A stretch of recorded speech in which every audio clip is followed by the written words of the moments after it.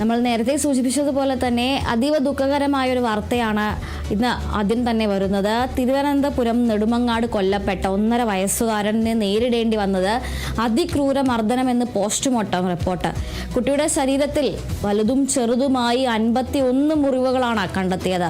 ആന്തരിക അവയവങ്ങളിലെ രക്തസ്രാവമാണ് മരണത്തിന് കാരണമായതെന്നാണ് postmortem report പറയുന്നത്. അതേസമയം വിഷയത്തിൽ നെടുമങ്ങാട് പോലീസിനെതിരെ ഗുരുതര ആരോപണം കുട്ടിയുടെ മുത്തശ്ശി ഉയർത്തിയിട്ടുണ്ട്. മകളുടെ പങ്കാളി കുട്ടിയെ മർദ്ദിച്ചു എന്ന പരാതി പോലീസ് ഗൗരവത്തോടെ കണ്ടില്ല എന്നതാണ് മുത്തശ്ശി ആരോപിക്കുന്നത്. വിവരങ്ങളുമായി തിരുവനന്തപുരത്ത് നിന്നും അപർണ ചേരുന്നുണ്ട്. അപർണ, ഈ കുട്ടിയുടെ മുത്തശ്ശി, അതായത് കുട്ടിയുടെ ലീഗൽ ഗാർഡിയൻ എന്ന രീതിയിൽ തന്നെയുള്ള ഒരാൾ ഈ കുട്ടിയുടെ അവസ്ഥയിൽ ഒരു പരാതി നൽകിയിട്ടും പോലീസ് അതിനെ ഗൗരവമായി കണ്ടില്ല എന്നാണ് ഇപ്പോൾ വരുന്ന ആരോപണം. ഒരുപക്ഷെ ആ ഒരു ലാളിത്യം അല്ലെങ്കിൽ ആ ഒരു അനാസ്ഥയാണ് ഇപ്പോൾ ഒരു കുട്ടിയുടെ മരണത്തിൽ കലാശിച്ചിരിക്കുന്നത്. നിലവിൽ എന്താണ് നിയമ നടപടികൾ ഇതുവരെ സ്വീകരിച്ചിട്ടുള്ളത്? അതുപോലെ തന്നെ പോസ്റ്റ്മോർട്ടം റിപ്പോർട്ടിലെ കൂടുതൽ വിശദാംശങ്ങൾ എന്തെല്ലാമാണ്? അതുല്യ, വളരെ ദുഃഖകരമായ ഒരു വാർത്ത തന്നെയാണ് ഇന്നലെ തിരുവനന്തപുരത്ത് നിന്ന് വന്നത്. തിരുവനന്തപുരം നെടുമങ്ങാട് 1.5 വയസ്സുകാരന്റെ മരണം കൊലപാതകം എന്ന വാർത്ത ഇന്നലെ വൈകുന്നേരത്തോടു കൂടി തന്നെ എത്തിയിരുന്നു. ഈ കുട്ടി 1.5 വയസ്സുകാരൻ നേരിട്ടത് ക്രൂരമർദ്ദനമാണ്. രണ്ടാനച്ഛനിൽ നിന്ന് ക്രൂരമർദ്ദനമാണ് ഈ കുട്ടി നേരിട്ടത്. ആ മർദ്ദനത്തിൽ നിന്നുണ്ടായ മുറിവുകളിൽ നിന്ന് ആന്തരിക രക്തസ്രാവം ഉണ്ടായി. അതേ തുടർന്നാണ് കുട്ടി മരണപ്പെട്ടത്. കുട്ടിയെ ആശുപത്രിയിൽ എത്തിച്ചതും ഈ രണ്ടാനച്ഛനാണ്. ഭക്ഷണം കഴിക്കുന്ന വേളയിൽ ഭക്ഷണം തൊണ്ടയിൽ കുടുങ്ങി ശ്വാസതടസ്സം ഉണ്ടായി അങ്ങനെ കുട്ടി മരണപ്പെട്ടു എന്നാണ് ഈ രണ്ടാനച്ഛൻ അടക്കം പോലീസിൽ മൊഴി നൽകിയത്. എന്നാൽ ഇൻക്വസ്റ്റ് നടപടികൾക്കിടയിലാണ് ഇത്തരത്തിൽ കുട്ടിയുടെ ശരീരം ഒട്ടാകെ മുറിവുകൾ കണ്ടെത്തുന്നത്. ജനനേന്ദ്രിയത്തിൽ അടക്കം ഇത്തരത്തിൽ മുറിവുകൾ കണ്ടെത്തിയിരുന്നു.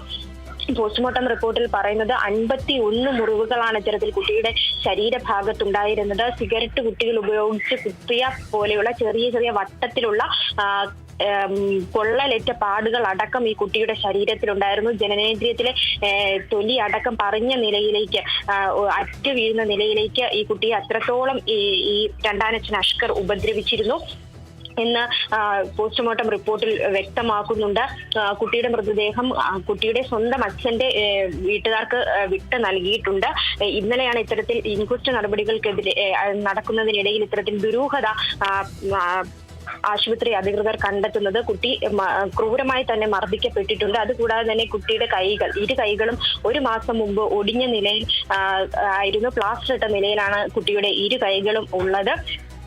ഈ കാര്യത്തിലും ദുരൂഹത ഏറെയാണ്. ഈ കുട്ടിയുടെ കൈകൾ 1 മാസം മുമ്പ് കളിക്കുന്ന വാഹനത്തിൽ നിന്ന് വീണു, അതായത് കളിക്കുന്ന കാറിൽ നിന്ന് വീണു എന്നാണ് ഈ കുട്ടിയുടെ അമ്മയടക്കം ബന്ധുക്കളോട് അറിയിച്ചത്. അമ്മ ഈ കുട്ടിയുടെ 2 കൈകളും പ്ലാസ്റ്റർ ഇട്ട നിലയിലുള്ള ഫോട്ടോകൾ സ്റ്റാറ്റസ് അടക്കം ഇട്ടിരുന്നു. അതിനെ തുടർന്നാണ് ഈ അമ്മയുടെ അമ്മ അടക്കമുള്ള ബന്ധുക്കൾ ഇത് അറിയുന്നതും കാര്യവിവരം അന്വേഷിക്കുമ്പോഴാണ് കാറിൽ നിന്ന് കളിക്കുന്ന കളിപ്പാട്ടത്തിൽ നിന്ന് വീണ് 2 കൈകളും ഒടിഞ്ഞു എന്ന് പറയുന്നത്. ഇതിലൊരു ദുരൂഹത കണ്ടതിനെ തുടർന്നാണ് ഈ കുട്ടിയുടെ അമ്മയുടെ അമ്മ പോലീസിൽ പരാതി നൽകുന്നത്.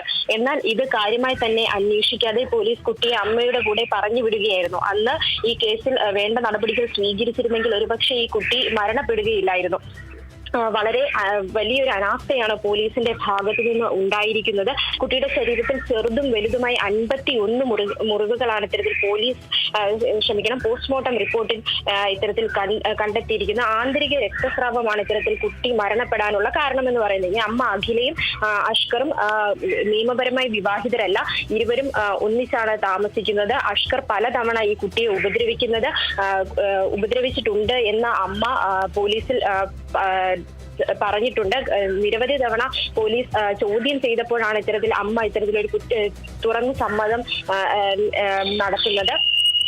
പലതവണ അഷ്കറെ രക്ഷിക്കാനുള്ള ശ്രമമാണ് അമ്മ അഖിലയുടെ ഭാഗത്തു നിന്നുണ്ടായത്. അമ്മ ഒരു ഡാൻസറാണ്. കുട്ടി മരിക്കുന്ന ദിവസം അമ്മ ചെന്നൈയിലായിരുന്നു ഉണ്ടായിരുന്നത്. മരണ സമയത്ത് അമ്മ കൂടെ ഉണ്ടായിരുന്നില്ല. പിന്നീടാണ് അമ്മ ആശുപത്രിയിൽ എത്തുന്നത്. അഷ്കർ നിരവധി തവണ മർദ്ദിച്ചിരുന്നു, കുട്ടിയെ ശാരീരികമായി മർദ്ദിച്ചിരുന്നു എന്ന ബന്ധുക്കൾ അടക്കം പലതവണ പറഞ്ഞിരുന്നു. അപ്പോഴും അതെല്ലാം നിഷേധിക്കുന്ന നിലപാടാണ് അമ്മ അഖിലയുടെ ഭാഗത്തു നിന്നുണ്ടായത്. ഇപ്പോൾ പലതവണ ചോദ്യം ചെയ്യലിനൊടുവിൽ അഖില അത് സമ്മതിച്ചിട്ടുണ്ട്. ചെയ്തിട്ടുണ്ട്. അഷ്കർ പലതവണ കുട്ടിയെ ഉപദ്രവിക്കുന്നത് താൻ കണ്ടിട്ടുണ്ട് എന്ന് അഖില തുറന്ന് സമ്മതിക്കുന്നുണ്ട്. അമ്മയ്ക്ക് ഈ കേസുമായി ബന്ധപ്പെട്ട് മറ്റെന്തെങ്കിലും തരത്തിലുള്ള ബന്ധമുണ്ടോ എന്ന കാര്യത്തിൽ ഇതുവരെയും വ്യക്തത വന്നിട്ടില്ല. ചോദ്യം ചെയ്യൽ നടപടികളെല്ലാം തന്നെ പുരോഗമിക്കുകയാണ്. കൂടാതെ തന്നെ അമ്മ അഖിലയും രണ്ടാനച്ഛനായ അഷ്കറേയും ഇന്ന് കോടതിയിൽ ഹാജരാക്കും. അതുല്യ.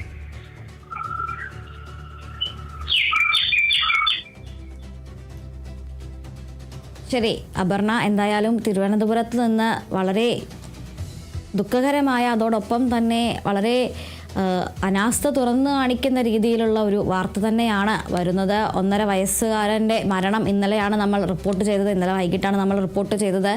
എന്നാൽ ആ കൊല്ലപ്പെട്ട 1.5 വയസ്സുകാരൻ നേരിട്ടത് അതിക്രൂരമായ മർദ്ദനമാണ് എന്ന് തന്നെയാണ് ഇപ്പോൾ പോസ്റ്റ്മോർട്ടം റിപ്പോർട്ടിലെ വിവരങ്ങളും വ്യക്തമാക്കുന്നത്. അപർണ സൂചിപ്പിച്ചതുപോലെ തന്നെ കുട്ടിയുടെ ശരീരത്തിൽ നിരവധി മുറിവുകൾ ഉണ്ടായിരുന്നു. ജനനേന്ദ്രിയത്തിലടക്കം ഗുരുതരമായ രീതിയിൽ പരിക്കേറ്റിരുന്നു. മാത്രമല്ല സിഗരറ്റ് വെച്ച് പൊള്ളിച്ചതുപോലെയുള്ള ചെറിയ വട്ടത്തിലുള്ള പാടുകൾ കണ്ടെത്തിയിരുന്നു. ഇത്തരത്തിലൊരു 1.5 വയസ്സ് കാലം കൊണ്ട് അല്ലെങ്കിൽ ഒരു 1.5 വർഷം കൊണ്ട് ആ കുഞ്ഞെ നേരിട്ടത് എത്രമാത്രം ക്രൂരമായ പീഡനങ്ങളാണ് എന്നത് വ്യക്തമാക്കുന്ന രീതിയിലാണ് പോസ്റ്റ്മോർട്ടം റിപ്പോർട്ട് എന്ന് തന്നെയാണ് ഇപ്പോൾ അപർണയും വ്യക്തമാക്കുന്നത്. എന്തായാലും നിലവിൽ ഈ കുട്ടിയുടെ അമ്മയെയും അതുപോലെ തന്നെ അമ്മയുടെ പങ്കാളിയായിട്ടുള്ള അർഷാദിനെയും ചോദ്യം ചെയ്തു വരികയാണ്. ഈ കുട്ടിയെ മർദ്ദിച്ചു, മകളുടെ പങ്കാളി കുട്ടിയെ മർദ്ദിച്ചു എന്നുള്ള കുട്ടിയുടെ അമ്മൂമ്മയുടെ പരാതിയെ പോലീസ് ഗൗരവത്തോടെ കണ്ടില്ല എന്ന ആരോപണവും ഇപ്പോൾ പരിശോധിച്ചു വരികയാണ്.